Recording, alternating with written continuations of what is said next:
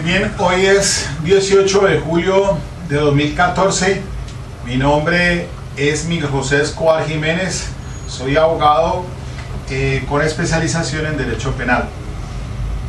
Voy a tocar un tema importante que es el relacionado con el testigo de acreditación. Antes que todo me refiero aquí a sentencias de la Corte Suprema de Justicia, sede de casación penal, sobre todo la sentencia radicación 25920 del 21 de febrero del 2007, que es de componencia del doctor Javier Zapata Ortiz. También hago alusión a la sentencia 31049 del 2009 del magistrado Julio Enrique Socha Salamanca. Igualmente hago referencia a la sentencia 36784 del 2012, que es una sentencia de la Corte Suprema de Justicia y los conjueces de única instancia, especialmente esta sentencia, que es la que voy a subrayar aquí, en relación con el tema del empleo de los documentos en juicio. Asimismo, hago referencia a una sentencia 30214 del 2008 del magistrado Sigifredo Espinosa Pérez. La diferencia sustancial entre el informe pericial y lo que se considera como prueba pericial, para que se tenga en cuenta esto a la hora de ingresar a juicio oral. Pues bien, ¿por qué viene este tema? Resulta de que está haciendo carrera el tema de que la documentación que se considera pública ingresa por alguna de las partes de manera directa. Es decir, en la audiencia preparatoria, los jueces o algunos jueces están haciendo carrera, a mi modo de ver, algo que se tiene que corregir, porque estamos entrando otra vez a ese sistema escritural, a ese sistema de la ley 600 del 2000, el cual ya está superado con la ley 906 del 2004, que es un sistema penal acusatorio, con énfasis en un sistema adversarial donde se tiene en cuenta pues el principio de igualdad de armas y el derecho de contradicción. Bueno, resulta de que en este aspecto importantísimo sobre si el documento público debe ingresar al juicio por considerarse auténtico sin la formalidad del testigo de acreditación. Aquí el punto: ha habido de pronto una interpretación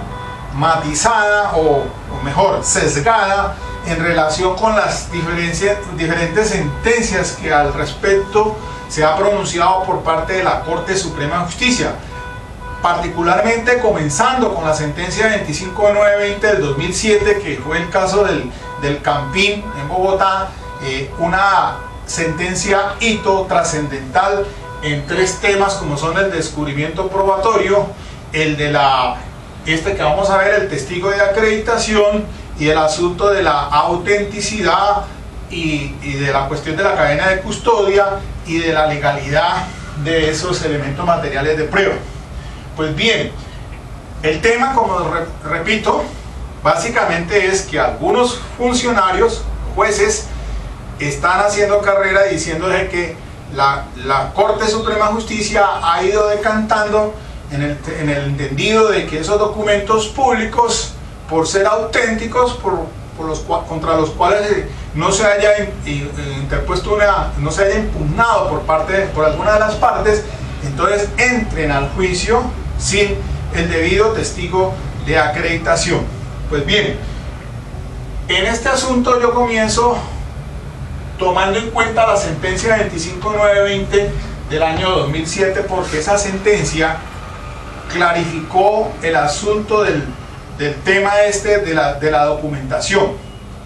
de carácter pública, de acuerdo pues con el artículo 425. Y miremos nosotros qué dice este artículo. Dice lo siguiente: dice, documento auténtico, salvo prueba en contrario, se tendrá como auténtico el documento cuando se tiene conocimiento cierto sobre la persona que lo ha elaborado, manuscrito, mecanografiado, impreso, firmado o producido por algún otro procedimiento. También lo serán la moneda de curso legal, los sellos y efectos oficiales, los títulos valores, los documentos notariales o judicialmente reconocidos, los documentos o instrumentos públicos, aquellos provenientes del extranjero debidamente apostillados, los de origen privado sometidos al trámite de presentación personal o de simple autenticación, las copias de los certificados de registros públicos, publicaciones oficiales, publicaciones periódicas de prensa o revistas especializadas, etiquetas comerciales y finalmente todo documento de aceptación general en la comunidad. Recordando el caso del Estadio del Campín, los videos que se allegaron al juicio los hizo un investigador,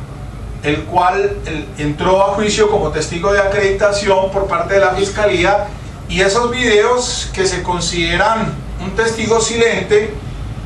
como dice el tratadista Ernesto Chiesa, esos documentos, esos videos se consideran documentos de carácter público, porque son las cámaras que existen en los diferentes lugares públicos con el fin de captar escenas en las cuales pueda recogerse evidencia física o elemento material de prueba que sirva para una investigación. De manera pues que entonces allí, en esa sentencia de la Corte Suprema de Justicia, se dijo que no es necesario que a juicio vaya quien haya elaborado ese elemento material de prueba,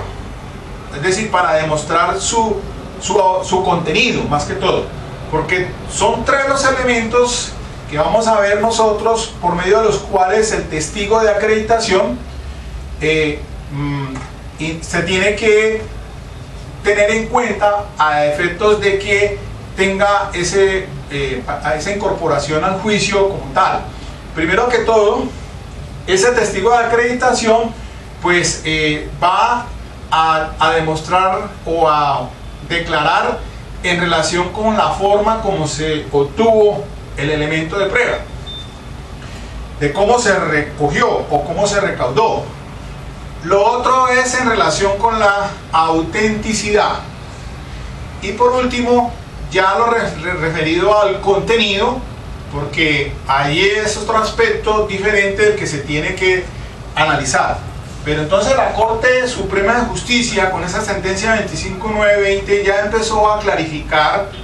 de que la forma como se introducen esos elementos materiales de prueba que se recaudan en la escena del delito, debe hacerse a través de un testigo de acreditación. Además, porque ese testigo de acreditación es la fuente indirecta por medio de la cual entonces debe entrar al juicio bajo los principios de inmediación, de concentración, de contradicción y de publicidad. Abandonando ese esquema anterior del sistema procesal inquisitivo, el de la permanencia de la prueba, avanzamos a un sistema penal acusatorio en el cual se rige bajo un principio obviamente de publicidad y de inmediación y de contradicción en el juicio oral. Entonces, son tres partes importantísimas por medio de las cuales con el testigo de acreditación es que llega ese elemento material de prueba o esa evidencia física, entre esas el documento como tal, sea un documento público o sea un documento privado. Así esté considerado como un documento público, en lo personal considero de que se debe llegar a juicio a través del testigo de acreditación, es decir, el investigador que recogió ese documento para que entre a juicio, primero que todo a determinarse la legalidad y la forma en que se obtuvo el elemento de prueba. Lo otro es en relación con la autenticidad, para establecer si de acuerdo con el artículo 425 ese documento es auténtico, es un documento público que se presume auténtico, o tiene otras condiciones como tal. Y el otro aspecto de último es el relacionado con el contenido, pero allí ya la Corte ha venido diciendo obviamente que en casos donde por ejemplo se allegue un documento público, pues no es necesario que vaya a juicio en un documento público, porque se presume auténtico, para que dé constancia en relación con el contenido de ese documento que se presume auténtico. No es necesario, solamente ya empezó en este aspecto a decir la sentencia 25920 que si no era necesario pues que fuese para demostrar pues la autenticidad como tal del contenido quien lo haya elaborado, sino simplemente la persona que lo recoge, en este caso un investigador, para que entre al juicio a ser valorado como un medio de prueba. En fin, es el mismo testigo el que debe entrar a juicio para que entre a ser dentro del cúmulo de pruebas evaluado por parte del juez. Lo que pasa es que hay una sentencia 31049 del 2009 que de pronto pues da a entender lo contrario, o por lo menos miremoslo textualmente que dice la sentencia 31049, y se trata de un caso donde una de las partes lleva a juicio la copia de una sentencia. Esa copia de la sentencia era importante para la utilidad del caso, y entonces la Corte Suprema de Justicia dice pues que esa sentencia pues no es necesario pues que entre al juicio, se lleve al funcionario público que la emitió o que la profirió para que demuestre pues obviamente el contenido de ella, no, sino que a través del testigo de acreditación, es el investigador que la pudo haber obtenido, pues llegue al juicio. Pero no es de la forma como de pronto se ha malinterpretado por algunos funcionarios, de decir que solamente que en la preparatoria se decreta como prueba ese documento por considerarse público, y que no necesita entonces un testigo de acreditación para que sea evaluado dentro del juicio oral. Allí realmente se está quebrantando pues los principios de aducción y de producción, de aducción del elemento material de prueba. De contera entonces se podría decir que está generándose un falso juicio de un error por el principio de la legalidad por parte del funcionario, quien entre a apreciar algo que no ha sido aducido o introducido teniendo en cuenta unos requisitos formales como para ello. Entonces, miremos lo que dice la sentencia 31049. Dijo textualmente esto, abro comillas: en consecuencia, el carácter documental público y auténtico de una sentencia judicial válidamente emitida es evidente, y para su adopción en el juicio oral no es necesario que el funcionario que la profirió u otro testigo de acreditación comparezca a declarar acerca de su contenido o de la forma como fue obtenida. Allí pues daría a entender que entonces ese documento, por ser público y evidente, no necesitaría entonces del testigo de acreditación para que entre al juicio, pues porque, como dice al final, no es necesario que comparezca a declarar acerca de su contenido o de la forma como fue obtenida. Ahora sigue diciendo la Corte Suprema, el cual deberá ser valorado en conjunto con la evidencia física y demás elementos probatorios que se acopien durante el juicio oral, público y concentrado, bajo la condición de que la copia adoptada cumpla con lo dispuesto en el artículo 429 de la Ley 906 del 2004, es decir, esté certificada, o dicho de otro modo, autenticada por el funcionario competente, pues conforme con el artículo 434 y videm, por tratarse de un documento público, no está sometido a la regla de mejor evidencia. Es decir, que en ese caso no se necesita pues que se lleve el original, la copia autenticada, pero aquí hago énfasis a una sentencia que viene posteriormente. Lo que pasa es que el artículo 429 sobre presentación de documentos fue reformado por el artículo 63 de la ley 1453 del 2011. Cuando se dicta la sentencia 31049 del 2009, no estaba reformada por la ley 1453 y decía solamente el artículo 429 que el documento podrá presentarse en original o en copia autenticada cuando lo primero no fuese posible o causare grave perjuicio a su poseedor. Hasta allí estaba el texto del artículo 429 antes de ser reformado pues modificado por el artículo 63 de la 1453 del 2011. Con base en ese artículo es que se pudo haber proferido la sentencia 31049 del 2009 del doctor Julio Enrique Socha Salamanca, pero después que ya se modificó el artículo 429, se agrega lo siguiente: el documento podrá ser ingresado por uno de los investigadores que participaron en el caso o por el investigador que recolectó o recibió el elemento material probatorio o evidencia física. Trátese de documento público, trátese de documento privado, el investigador que participó en el caso o que lo recolectó o recibió el elemento de prueba es con él que tiene que introducirse al juicio oral para que, en razón de los 3 puntos, es decir, en relación con la forma como se obtuvo, o sea, la legalidad,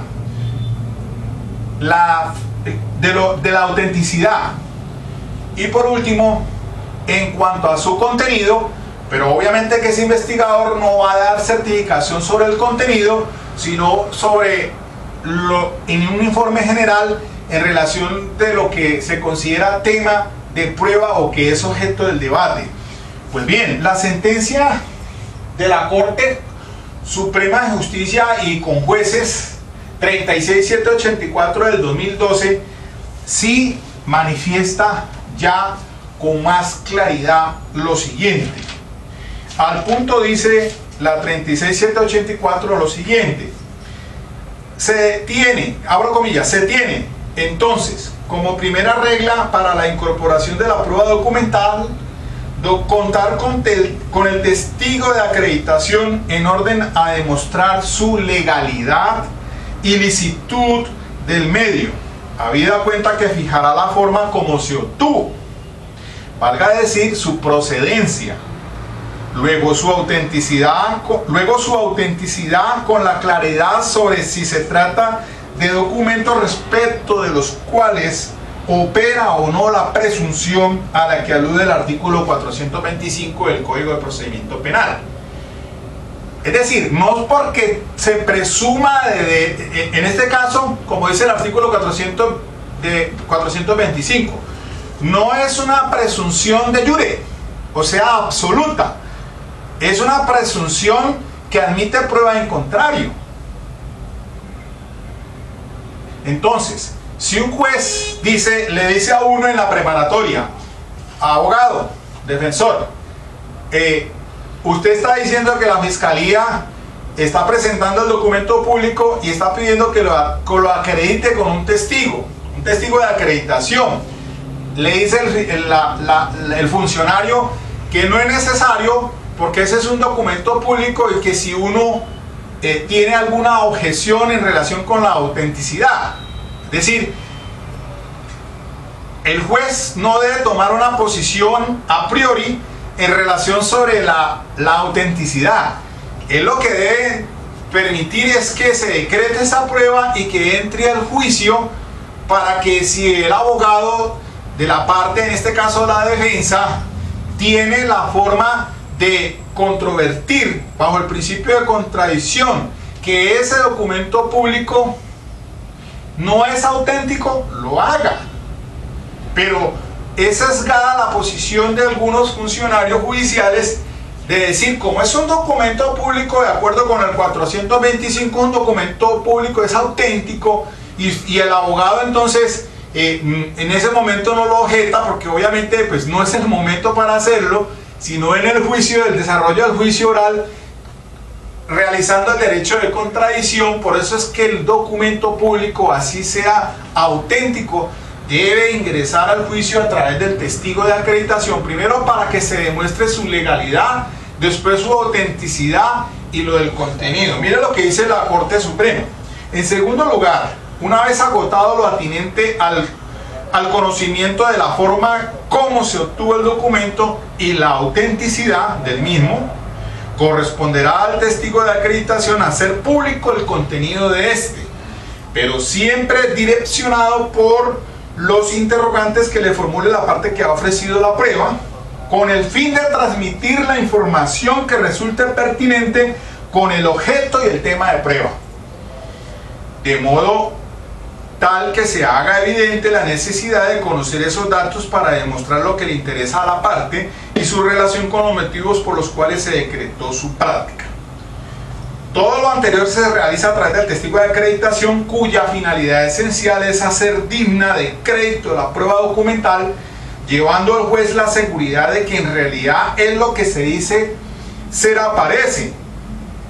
y su práctica naturalmente debe ceñirse a las reglas señaladas en los artículos 383 a 404 de la ley 906, que son las propias de su naturaleza como prueba testimonial que es. Entonces, fíjese bien que en este caso entonces, como de acuerdo con el artículo 273, que son los criterios para valorar el elemento material de prueba y la evidencia física, dice el artículo 273 que dice el 273 dice lo siguiente: criterios de valoración. La valoración de los elementos materiales probatorios y evidencia física se hará teniendo en cuenta su legalidad, autenticidad, sometimiento a cadena de custodia y grado actual de aceptación científica, técnica o artística de los principios que se funda el informe. Por eso entonces es que la Corte en la sentencia 25920, pues al referirse a este tema de la autenticidad, dice que esto es en relación con el tópico de la cadena de custodia y la autenticidad del documento, no se debe discutir es su legalidad. Lo que se debe discutir es ya al punto pues de finalizarse el juicio oral, es el valor suasorio que tiene ese elemento material de prueba, el cual también puede oponerse no solamente en las diligencias preliminares, sino también en la preparatoria por parte de la parte contra la cual se pretende introducir al juicio oral. Entonces, en la preparatoria es importantísimo el que se oponga a que ese documento pues ingrese, porque tenga un valor suasorio que no cumple con las finalidades para el tema objeto del debate. Por eso es que también se exige que frente a este tema de la documentación también pues se tiene en cuenta los criterios de pertinencia y de admisibilidad a que se refiere la ley 906 en los artículos 375 y 376, que se refiere pues a la pertinencia y a la admisibilidad, porque allí también se refiere que si bien es cierto algo puede ser pertinente pero no admisible cuando por ejemplo ofrece un escaso valor probatorio o es dilatorio ofrece una dilación injustificada, o lo que hace es confundir. Entonces en esos eventos, en relación con la pertinencia y la admisibilidad, se discutirá en la preparatoria para que no entre al juicio. Pero no queda solamente supeditado a esa audiencia preparatoria, sino que también puede hacerse en el desarrollo del juicio oral.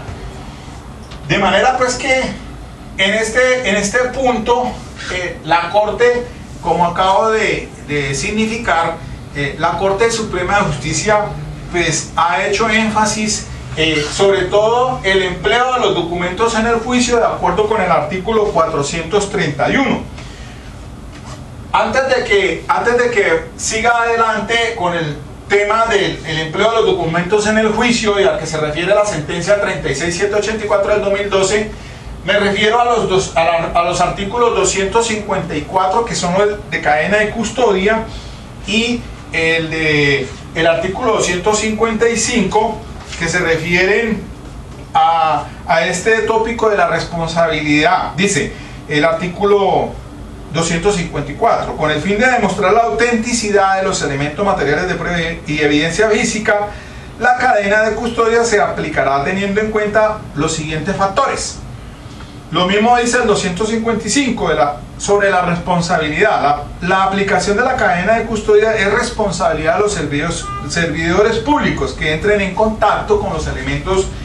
materiales de prueba y de evidencia física. Y por último el 277, que es el de la autenticidad, dice: los elementos materiales probatorios y la evidencia física son auténticos cuando han sido detectados, fijados, recogidos y embalados técnicamente y sometidos a la regla de cadena de custodia. Y dice luego que la demostración de la autenticidad de los elementos materiales probatorios y evidencia física no sometidos a cadena de custodia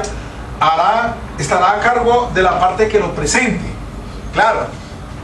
normalmente el fiscal, a través de ese testigo de acreditación, entonces es que entra al juicio ese elemento material de prueba, entre esos los documentos, los videos, todo lo que encuentren en la escena del delito, de acuerdo con el artículo 275 de lo que se consideran elementos, pues los elementos materiales y de evidencia física. De acuerdo pues con el artículo 424, lo que se considera como documentos, y lo del 425 sobre documentos que se presumen auténticos. Entonces es a través de ese testigo de acreditación quien se va a establecer primero que todo la legalidad, la licitud de cómo se obtuvo el medio de prueba, porque es que también hay que tener en cuenta el artículo 276, que habla pues sobre el tema de la legalidad, que dice que la legalidad del elemento material de prueba y evidencia física depende de que en la diligencia en la cual se recoge o se obtenga se haya observado lo prescrito en la Constitución política, tratados internacionales sobre derechos humanos vigentes en Colombia y en las leyes. Si bien existe una libertad probatoria, de acuerdo con el artículo 373 de esta ley 906, que para los fines que, para la solución correcta del caso, cualquiera de los elementos de prueba y evidencia física y los medios de prueba que se tienen dentro del Código de Procedimiento Penal sirven siempre y cuando pues, no violen los derechos humanos. Además, el 382 de la misma codificación habla de los medios de conocimiento y entonces habla de que no vayan en contra del ordenamiento jurídico. Y hablamos del ordenamiento jurídico no solamente de la Constitución política, de los tratados internacionales sobre derechos humanos ratificados por Colombia, sino también por la ley. De manera pues que en otro tema que tratamos aquí, la diferencia de la prueba ilícita y la prueba ilegal, que hice aquí la exposición sobre aquella que viola derechos fundamentales, que es la que se considera prueba ilícita, mientras que la prueba ilegal es aquella que no cumple con las formalidades propias para ser introducidas al juicio o que no reúnan las condiciones por las cuales la ley 906 le da la legalidad a esos elementos materiales de prueba. Una u otra deberán ser excluidas por el principio rector, artículo 23, por el artículo 29 constitucional político de la Constitución política y el artículo 360 sobre la exclusión de prueba, y eso se hace en la audiencia preparatoria. Entonces, Por eso es que se entra a examinar sobre la legalidad de cómo se obtuvo el medio. Entonces, es lo primero que el testigo de acreditación debe indicar, de cómo se obtuvo. Lo otro es en relación con la autenticidad. La autenticidad se refiere precisamente entonces no solamente al tópico de la forma, si es una, como dice aquí el documento, ya referido al documento, si es una de las presunciones de que se refiere el artículo 425 como prueba, por ser un documento público, es una prueba que se presume auténtica, y como dice ahí, salvo prueba en contrario. Pero de todas maneras, igual sea documento público o documento privado, debe entrar a través del testigo de acreditación para que se someta al ejercicio del derecho de contradicción.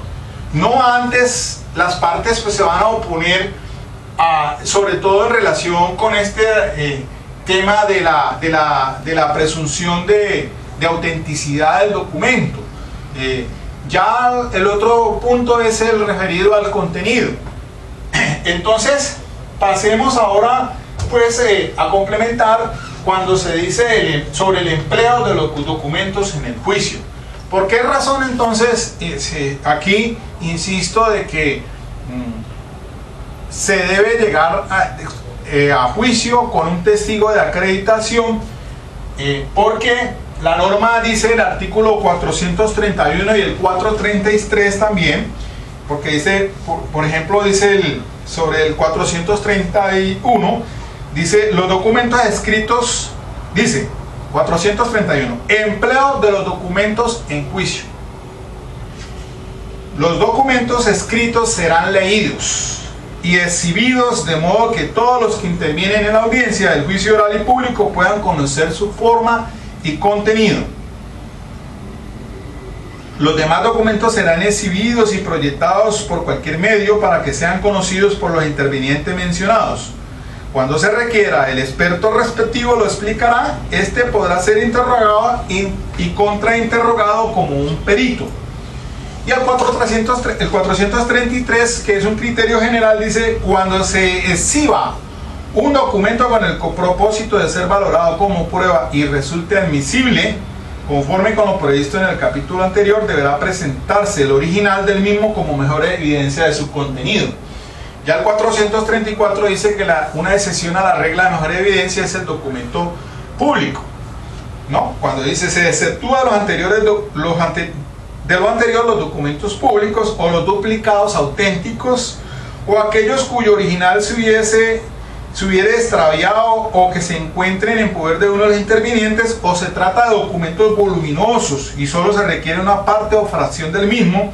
o finalmente se estipule la innecesariedad de la presentación del original. Sobre este tema ya pues había tratado la sentencia 25920 sobre la cuestión pues de los documentos voluminosos. No es necesario que vayan todos, se puede hasta estipular, como dice aquí en el parágrafo, aquí en el 434, en el inciso final, dice: o finalmente se estipule la innecesariedad de la presentación del original. Es posible que no se estipule eso, no hay necesidad de que vaya el original. Pero si va una copia, de acuerdo con el 429, sí tiene que estar autenticada, copia autenticada. Ahora, pues debe entrar entonces al juicio a través del testigo de acreditación. Ahora,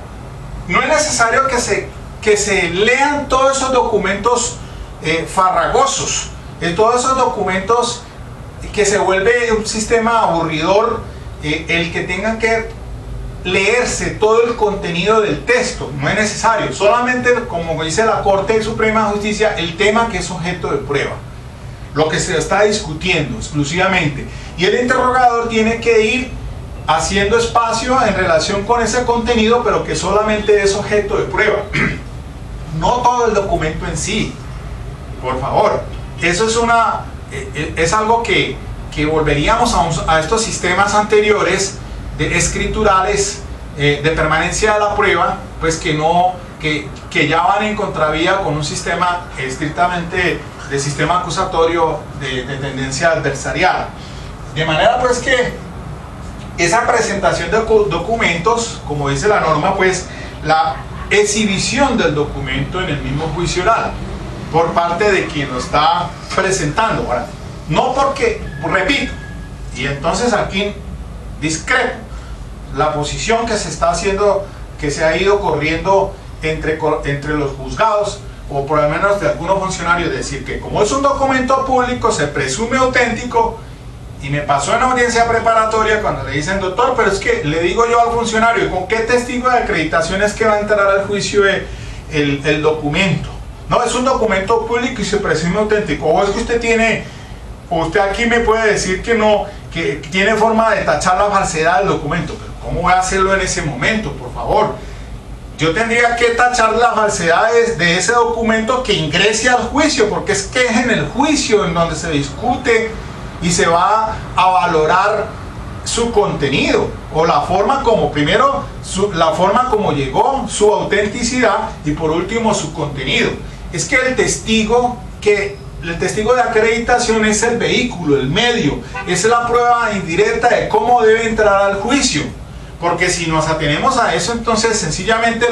los fiscales pues llegarán allá con una cantidad de documentos públicos en la audiencia preparatoria y van a decir sencillamente que lo estaba aportando directamente. Y así me pasó en este caso. Al inicio del juicio oral, vuelve e insiste el fiscal, es que voy a leer el documento, estoy diciendo aquí que tal documento es público y por lo tanto yo lo estoy introduciendo.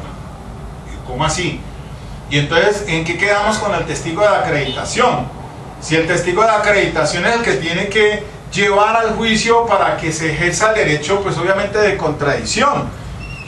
pues eso volvería entonces a ese sistema farragoso, el sistema escritural, y que nos vamos a llenar de documentos cuando se va en contravía a la filosofía del sistema penal acusatorio y también obviamente atentando la forma procesal en que está establecido la misma ley 906 del 2004, lo cual es rica en su contenido de cómo es que se debe ir desarrollando estos sistemas. Obviamente que todavía seguimos decantando a través de los mismos juicios y de las mismas audiencias, se van perfilando en las apelaciones y en las casaciones la doctrina y la jurisprudencia de la Corte Suprema de Justicia. Aunque estas sentencias, algunas de la Corte Suprema de Justicia, también vienen siendo, en unas dicen una cosa y después resultan diciendo otra, o dicen al principio un asunto y después matizan, entonces se prestan a confusión, y me parece que la 31041 es una de ellas, del 2009, pero la justifico en el entendido de que el artículo 429 no haya sido reformado por la 1453 del 2011, pero ahora sí. Entonces, ¿qué razón tiene el artículo 429 al indicar que el documento podrá ser ingresado por uno de los investigadores que participaron en el caso o el que lo recolectó recibió el elemento de prueba? Claro, la Corte Suprema en la 2590 sí dijo eso, es que no es necesario que viniera entonces el técnico de allá del Campín a decir si fue que grabó o no grabó, o los técnicos de la policía que son los que graban en esas cámaras a que digan si efectivamente esa grabación es auténtica o no es auténtica, ¿no? Pues para eso existe,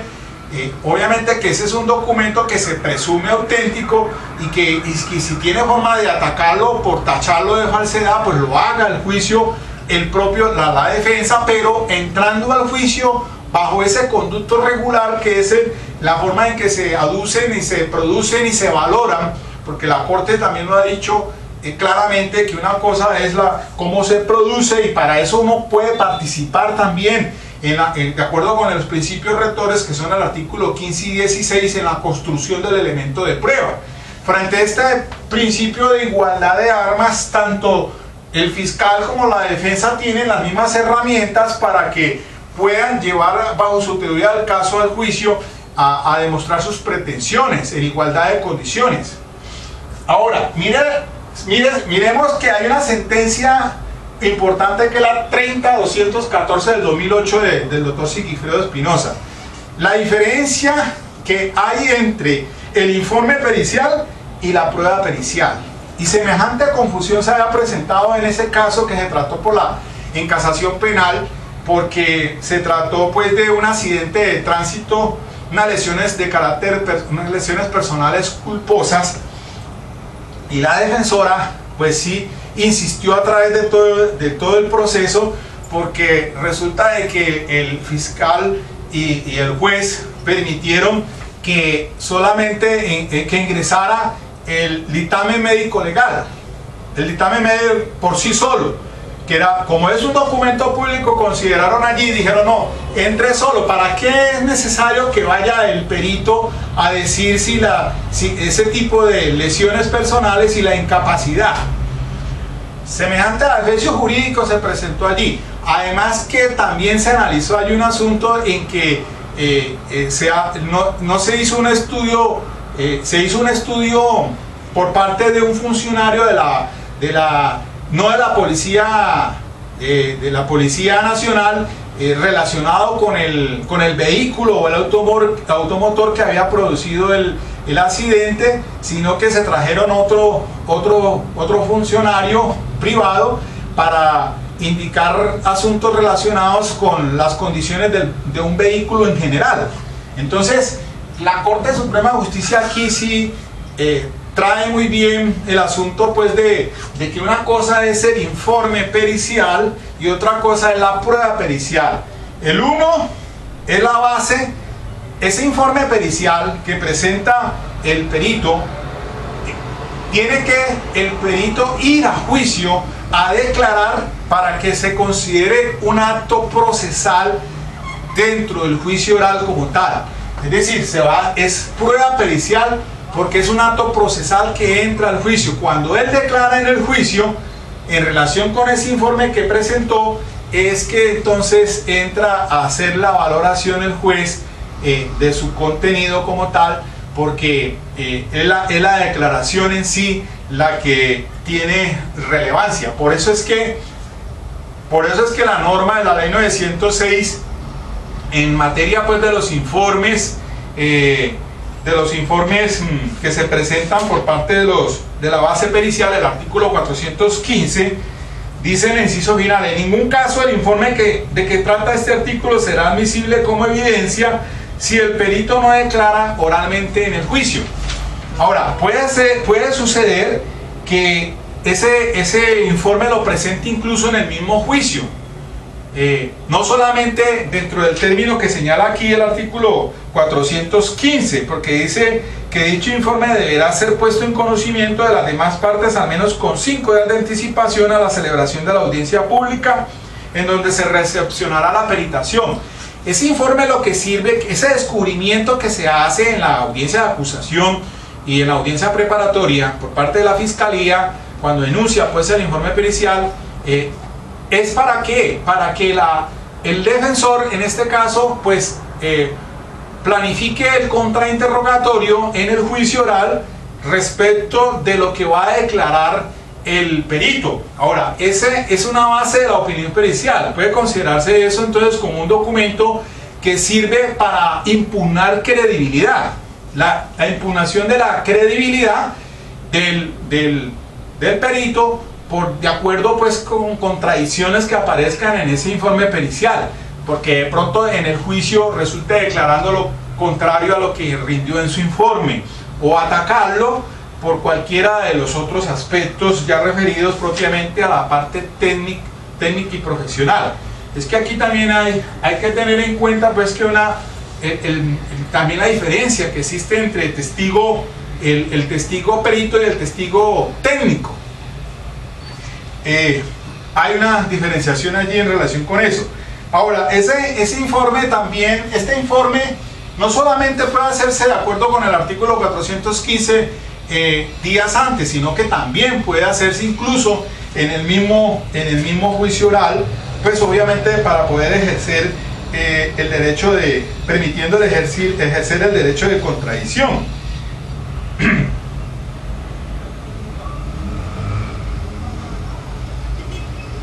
Bueno, entonces me parece a mí que es de mucha importancia el tema. El tema, como dije al inicio de esta conferencia, es que se está haciendo tránsito por parte de algunos operadores jurídicos, algunos jueces, de decir que el documento público es un documento auténtico per se, que puede ingresar al juicio per se, por sí mismo, como introduciéndolo cualquiera de las partes. Y algunos consideran que la Corte Suprema ha ido más allá, diciendo que aún en los documentos de carácter privado también no se necesita testigo de acreditación, o por lo menos quien lo introduzca. Pero es que precisamente quien va a demostrar la autenticidad, a quien le corresponde la carga de la autenticidad, es a la parte que lo lleve al juicio, porque tiene que demostrar que lo que dice que es corresponde a algo que es a la autenticidad de lo que recaudó como elemento material de prueba. Entonces son dos cosas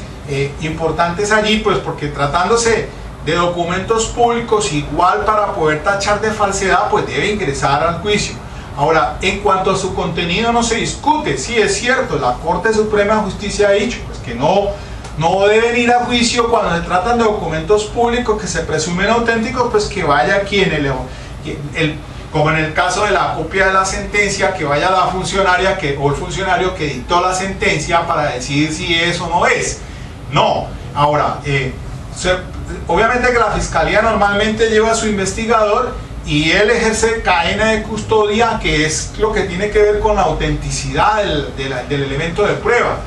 y pues va a demostrar eso. Pero si soy yo, el defensor, el que presente un elemento de material de prueba que de pronto no ha sido sometido a cadena de custodia, entonces me corresponde la carga a mí de demostrar la autenticidad de ese elemento material de prueba a través del testigo de acreditación que lo entró al juicio. Ahora, una cosa entonces es que el contenido, que eso sí ya se somete a una valoración en conjunto por parte del juez. Entonces esas son evaluaciones que tenemos que tener presentes y tener mucha claridad en relación con este tema. El tema entonces básicamente es el asunto del testigo de acreditación. Ese testigo de acreditación entonces, que es la fuente indirecta el cual debe apoyarse tanto el ente acusador con sus investigadores como la defensa a través también de sus investigadores. Espero que sirva esto de orientación. Para culminar, pues me acuerdo ahorita de un documento del doctor, el abogado penalista Alejandro de Castro, que sería bueno que lo consultaran, porque él en ese documento precisamente hace esas observaciones frente a este tema de cómo estos documentos han ido ingresándose al juicio de una manera irregular. Porque allí, por ejemplo, el doctor Alejandro de Castro hace un análisis profundo y tiene documentación al respecto, obras literarias ya sobre este tópico, que me parece pues importante tenerlas en cuenta, y se pueden consultar a través por internet. Pues Alejandro de Castro, abogado de Medellín, penalista, trabaja con la Defensoría Pública, el cual pues hace una disertación muy importante en este tema, que repito, pues hay que evitar que los funcionarios pues al momento de introducir estos documentos vuelvan otra vez a ese sistema obsoleto, ese sistema arcaico ya superado que fue la ley procesal anterior, frente a esta dinámica ahora que se debe cumplir bajo unos requisitos. El de sentar las bases probatorias para poder, de cómo se debe introducir, por ejemplo, usar las entrevistas, con qué finalidades. Es otro tópico que podemos tratar en otra conferencia, sobre el valor de las entrevistas, porque allí también en ese documento que hago referencia pues se trae a colación una sentencia de la Corte Suprema de Justicia respecto de cómo entraría a hacer una prueba de referencia utilizándose una entrevista de lo que dijo a los investigadores un testigo, y que después se retrata en el juicio, y entonces de cómo el fiscal, pues retomando esa entrevista, se introduce como una prueba de referencia para valorarse irregularmente por parte del funcionario, que no sea una extensión del propio testimonio que se está vertiendo en el juicio. Entonces hay que tener mucho cuidado y los invito a que lean ese documento del abogado que acabo de referir. Por el momento, muchas gracias, hasta otra oportunidad.